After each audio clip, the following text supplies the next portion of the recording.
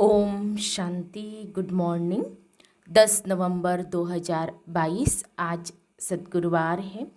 आज की मुरली में प्यारे बाबा ने हम बच्चों से कहा है कि बच्चे तुम यज्ञ रक्षक हो।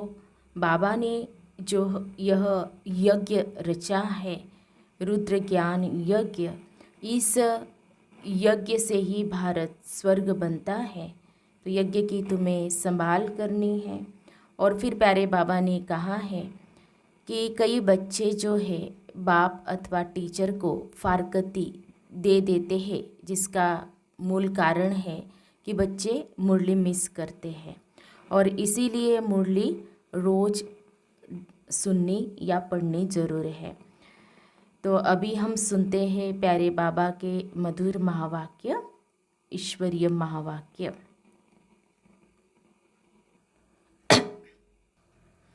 आज बाबा कहते हैं, मीठे बच्चे, तुम्हें इस रुद्र ज्ञान यज्ञ का बड़ा कदर होना चाहिए, क्योंकि इस यज्ञ से ही भारत स्वर्ग बनता है।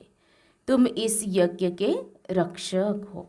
आज की मुरली में प्रश्न है, बच्चे बाप व टीचर को तलाक अथवा फारकती कैसे और कब देते हैं? उत्तर है, जब बाप अथवा टीचर को भूल जाते हैं, मुरली मिस करते हैं, पढ़ते व सुनते नहीं हैं, तो गोया बाप को फारकती व तलाक दे देते हैं। बाबा कहते, बच्चे तुम मुझे तलाक कभी नहीं देना। दूसरा प्रश्न है, तुम्हारा सत्य ज्ञान मनुष्यों को मुश्किल समझ में आता है, क्यों? उत्तर है, क्योंकि यह ज्ञान परंपरा नहीं चलता है, अभी ही प्रायलोप हो जाता है। इस ज्ञान का किसको पता ही नहीं है। यह नया ज्ञान है, इसलिए उन्हें समझने में मुश्किल लगता है। मुरली में गीत बजा है, पितु मात सहायक स्वामी सखा, तुम ही सबके रखवाले हो। ओम शांति। जिसके साथ बच्चों का अभी योग है, उनकी बाहर मनुष्य महिमा गाते रहते हैं। तुम उनकी याद में बैठे हो। अपने को आत्मा समझ, देह का अभिमान छोड़, एक की ही याद में रहना है।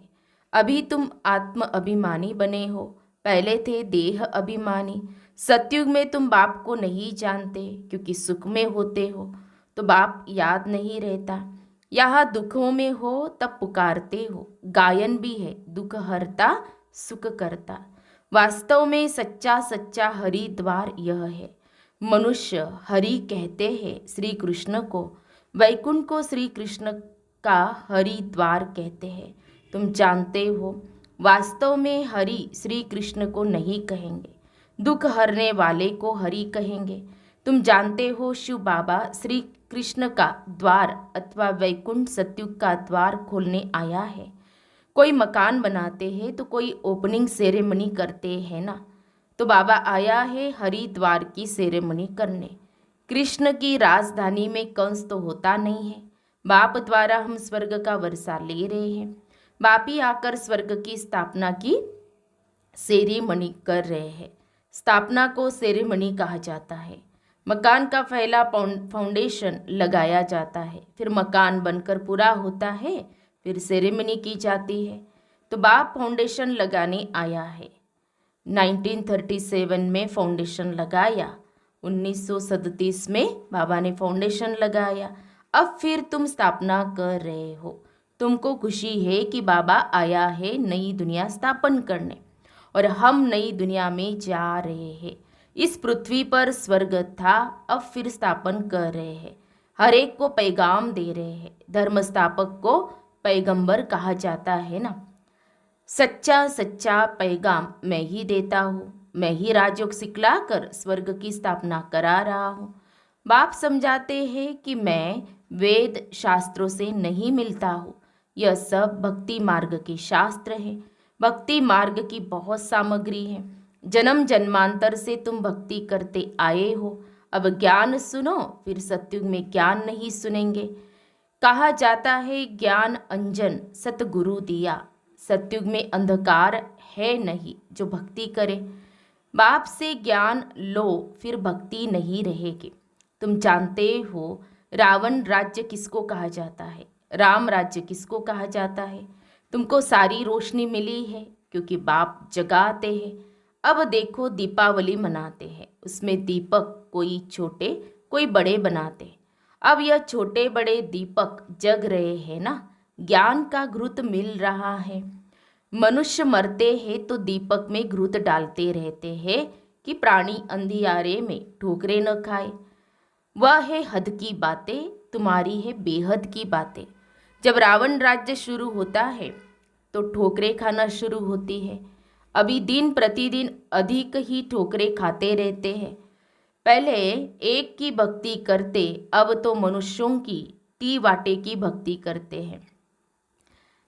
अभी पहले तो एक की भक्ति अव्यभिचारी मनावशु भोलेनाथ की भक्ति करते, अब तो मनुष्यों की टीवाटी की भी भक्ति करते हैं। भक्ति की बहुत सामग्री है, जितनी वृक्ष की सामग्री है। बीज से कितना बड़ा वृक्ष निकलता है, भक्ति भी इतनी है। ज्ञान है बीज, यह सृष्टि तो अनादि अविनाशी है, इनका कब विनाश नहीं होता। यह सृष्टि चक्र लगाती रहती है। बीज भी एक है तो झाड़ भी एक है। ऐसे नहीं आकाश में, पाताल में, सूर्य में, चांद में दुनिया है। यह तो साइंस वाले चंद्रमा में जाकर रहने की कोशिश करते हैं, परंतु यह नहीं जानते कि साइंस से सारी दुनिया का विनाश होना है और राम और राज्य तुम ले लेंगे। तुम कहेंगे यह भी ड्रामा में नूंद है, दूसरे इन बातों को समझेंगे नहीं। राजाई तुमको मिलनी है क्योंकि कनेक्शन है कृष्णपुरी और कृष्णपुरी का। इन्होंने भारतवासियों को आपस में लड़ाकर कृष्णपुरी को कृष्णपुरी बनाया। अब बाप कहते हिसाब लेना है, इनको आपस में लड़ाकर माखन तुमको देते हैं अथवा तुमको विश्व का मालिक बनाते हैं। या आपस में लड़ेंगे जरूर, वह समझते हम पहलवान और वह कहते हम पहलवान, हम जीतेंगे। लेकिन सबसे पहलवान तो तुम निकल पड़े हो, जीत तुम्हारी होनी है। महावीर और महावीरनी कहा जाता है। बाप कहते हैं माया के तूफान तो आएंगे परंतु कर्म में नहीं आना। योग बल से स्थापना हो रही है और बाहुबल से विनाश हो रहा है। उठते बैठते चलते फिरते बाप को याद करना है, इसको कहा जाता है योग बल। फिर ज्ञान बल कहा जाता है। ज्ञान बल क्यों कहा जाता है? क्योंकि शास्त्रों में बल नहीं है, उनसे कोई को मुक्ति जीवन मुक्ति नहीं मिल सकती, इसीलिए उनको ज्ञान नहीं कहा जाता। भक्ति के शास्त्र कहेंगे, ज्ञान का कोई शास्त्र होता नहीं। अब जो राम के पुस्तक बने हैं वह जो भी शास्त्र आदि है सब लड़ाई में खत्म हो जाएंगे। झूठी गीता सच्ची गीता सब खत्म हो जाएगी, क्योंकि सद्गति मिल जाती है, सब कामनाएं पूरी हो जाती है, कोई कामना रहेगी नहीं। अब तुम 84 के चक्र को जानते हो। तुम अभी बेअंत नहीं कहेंगे, बेअंत कहते हैं नास्तिक, कहते हैं गॉड फादर, परंतु नाम रूप देश काल कर्तव्य को नहीं जानते। तुम उनके नई दुनिया की स्थापना पतितों को पावन करने के कर्तव्य को जान गए हो। मनुष्य तो रावण को जलाते हैं, तुमको तो अब हंसी आती है। जन्म जन्मांतर तुम भी रावण को जलाते थे। अभी तो रावण राज्य का विनाश होना है। फिर आती है दीपावली, वहाँ घोर सोजरा है, उसको राम राज्य कहते हैं। कहते तो सब है कि राम राज्य चाहिए, परंतु राम राज्य को जानते नहीं। अभी तुमको ज्ञान मिल रहा है और रावण राज्य ट्रांसफर होना है राम राज्य में। उससे पहले तुम जाएंगे रुद्रमाला में। और यह जो इस्लामी बौद्धियों की आत्माएं हैं वह आधा कल्प मुक्ति में रहेंगी। जब हमारी सत्युग की प्रारब्ध पूरी होंगी तब भक्ति शुरू होंगी। फिर द्वापर को रावण राज्य कहा जाता है, क्योंकि अपने देवता धर्म को भूल गए हैं। यह होना है जरूर। मिसाल बड़ के झाड़ का देते हैं। बच्चे जानते हैं कि आदि सनातन देवी देवता धर्म का फाउंडेशन प्राय लोप हो चुका है। सब धर्म भ्रष्ट कर्म भ्रष्ट हो गए हैं। जब देवी देवता धर्म स्थापन हो तब यह सब धर्म विनाश हो जाए। कहते भी है अनेक अधर्म विनाश, एक सत धर्म की स्थापना हो। यह वर्षा पाने का तुम पुरुषार्थ कर रहे हो। जो धारणा करेंगे, कराएंगे, वह उच्च पद पाएंगे। बाप कहते हैं मुख्य बात जरूर धारण करो कि हमको निराकार बाप पढ़ाते हैं, श्री कृष्ण नहीं पढ़ाते हैं। चित्र भी बनाया है, एक तरफ श्री कृष्ण का चित्र, दूसरे तरफ शिव का। पूछना है अब बताओ गीता का भगवान कौन? जज करो, तुमको समझाने में बहुत सहज होगा कि गीता का भगवान श्री कृष्ण नहीं शिव है। तुमको मालूम है गीता का ज्ञान फिर से बाप दे रहे हैं। गीता में भी है गीता का ज्ञान फिर से सुनाना पड़े। गीत तो तुमने नहीं बनाए हैं, बनाने वाले तो मनुष्य ही हैं, परंतु अर्थ को नहीं जानते। कहते हैं गीता के भगवान ने ज्ञान घोड़े गाड़ी में बैठकर दिया। श्री कृष्ण के लिए कोई घोड़े गाड़ी थोड़ी आएगी। अगर श्री कृष्ण होता तो उनके लिए अच्छे से अच्छी गाड़ी ले आए, बड़े बड़े धनवान आ जाए। और यहाँ तो देखो अपनी मोटर शरीर भी नहीं है, आता ही हूँ पति शरीर में। हाँ, तो शिव बाबा कहते हैं मुझे तो अपना शरीर भी नहीं है, आता भी हूँ पति शरीर में, तो गुप्त है ना। श्री कृष्ण की तो बात नहीं। फिर तुम भक्ति मार्ग में मेरा कितना मान रखते हो। सोमनाथ का मंदिर बनाते हो, कोई एक मंदिर थोड़ी ही होगा, अनेक होंगे, फिर उन्हें लूटा भी होगा। तो सारी बेहद की हिस्ट्री ज्योग्राफी को तुम जान गए हो। बाप को कहते हैं नॉलेजफुल। तो यहाँ ज्ञान भी दिया जाता है, पढ़ाई भी पढ़ाई जाती है। ज्ञान है मनमना भव, इससे सद्गति होती है। फिर मध्याजी भव की पढ़ाई पढ़ते हैं। टीचर और गुरु का पाठ इकट्ठा चलता है। सारे वर्ल्ड की हिस्ट्री ज्योग्राफी तुमको पढ़ाते हैं। सच्ची सच्ची नन्स तुम हो, क्योंकि तुम एक को याद करती हो। नन्स को गले में क्रॉस पड़ा रहता है, क्राइस्ट को याद करती है, समझती है क्राइस्ट गॉड का बच्चा था। तुम जानते हो कि क्राइस्ट कोई गॉड का बच्चा नहीं था, क्राइस्ट की आत्मा गॉड का बच्चा थी। ऐसे तो हम सभी हैं। बाप आकर 3 धर्म स्थापन करते हैं। तुम ऊंचे ते ऊंची चोटी ब्राह्मण हो, क्योंकि तुम ऊंच ते ऊंच विश्व की सेवा करते हो। मनुष्य को आत्मा का ज्ञान देते हो। तुम आत्मा को बाप से वर्षा मिलता है, बरोबर बाप कल्प कल्प के संगम युगे वर्षा देने आते हैं। शास्त्रों में तो युगे युगे लिख दिया है, कल्प अक्षर बीच से निकाल दिया है। उनका नाम ही है पतित पावन। तो युगे युगे आकर क्या करेंगे? कल्प में एक बार आकर पावन बनाकर चले जाते हैं। तो बाप कहते हैं मुझे तलाक मत देना। आजकल स्त्रियां पति को तलाक दे देती है, वैसे हिंदू नारी पति को कभी तलाक नहीं देती थी। तो बाबा ने कहा तुमको मुरली सुननी है जरूर। मुरली नहीं सुनते हो तो गोया बाप टीचर को भूल जाते हो। यह भी जैसे तलाक हो गया। तुमको भी कितना अटेंशन देना है। अब नापास होंगे तो कल्प कल्पांतर नापास होंगे। अंत में सबको मालूम पड़ जाएगा कि किस किसने कितनी पढ़ाई पढ़ी थी। सब कहते हैं कि शांति चाहिए, गोया मुक्ति चाहते हैं। कहते हैं कि दुख में सिमरण सब करे, सुख में करे न कोई। तो आधा कल्प सुख और आधा कल्प दुख है। सुख दुख का खेल भारत पर ही है। तुम तो कहेंगे हम ही देवता, हम ही क्षत्रिय, तो हम सो का अर्थ भी तो कोई नहीं जानते हैं। तो बाप कहते हैं मनमना भव मत्याजी भव, खुद धारण कर औरों को धारण कराए तो अहो सौभाग्य। याद से ही विकर्म विनाश होंगे। कहा गंगा में स्नान करना और कहा योग में रह पावन बनना।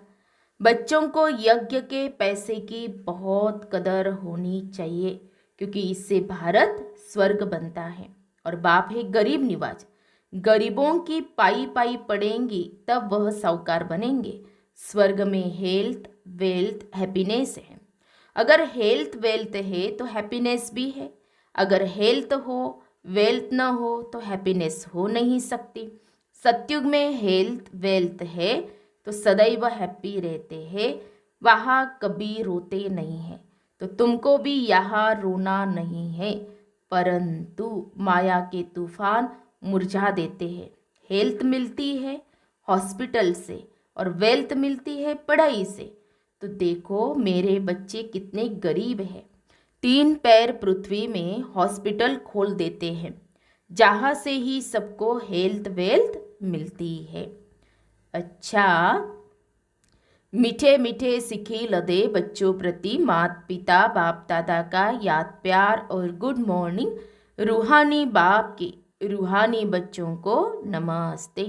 हम रूहानी बच्चों की रूहानी बाप दादा को याद प्यार और नमस्ते नमस्ते।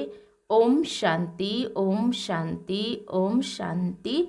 गुड मॉर्निंग बाबा, शुक्रिया बाबा, थैंक्स बाबा, पद्मा पदम शुक्रिया बाबा आपका। धारणा के लिए मुख्य सार, आज की मुरली का सार 2 पॉइंट में।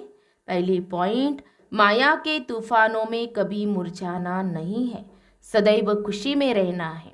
दूसरी पॉइंट, हमको निराकार बाप पढ़ाते हैं, इस नशे में रहना है। इस झूठी दुनिया में कोई भी कामना नहीं रखनी है। प्यारे बाबा का वरदान है, हर रोज की मुरली के साधन द्वारा व्यर्थ को खत्म करने वाले पास विद ऑनर भव। सभी अटेंशन से वरदान सुनेंगे। हर रोज की मुरली के साधन द्वारा व्यर्थ को खत्म करने वाले पास विद ऑनर भव। हर रोज की मुरली मन को बिजी रखने का साधन है। मुरली की कोई भी पॉइंट पर मनन करते रहो तो मन बिजी रहेगा और व्यर्थ स्वतः ही खत्म हो जाएगा। मन को मनसा वाचा और कर्मणा सेवा में इतना बिजी कर दो जो व्यर्थ संकल्प आवे ही नहीं, तभी फाइनल पेपर में पास विद ऑनर हो सकेंगे। अगर व्यर्थ संकल्प चलने का अभ्यास होगा तो समय पर धोखा खा लेंगे। स्लोगन है, प्लान को प्रैक्टिकल में लाने के लिए बालक और मालिकपन का बैलेंस रखो। प्लान को प्रैक्टिकल में लाने के लिए बालक और मालिकपन का बैलेंस रखो। तो हम सब ने सुने प्यारे बाबा के मधुर महावाक्य, ईश्वरीय महावाक्य। तो आज हम सारा दिन जो बाबा ने हम बच्चों को अटेंशन दिलाया कि बच्चे मुरली मिस नहीं करनी है, तो संकल्प, दृढ़ संकल्प करना है कि रोज़ मुझे मुरली पढ़नी है, सुननी है। क्योंकि बाबा ने कहा ना कि मुरली नहीं सुनते या पढ़ते तो जैसे बाबा को तलाक दे देते हैं। फिर बाबा ने ये कहा है कि तुम यज्ञ रक्षक हो और तुम्हें यज्ञ की बहुत कदर होनी चाहिए।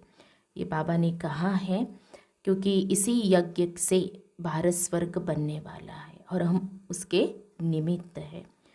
तो आज सारा दिन अब स्वयं की चेकिंग करेंगे और स्मृति स्वरूप रहेंगे। अच्छा, ओम शांति।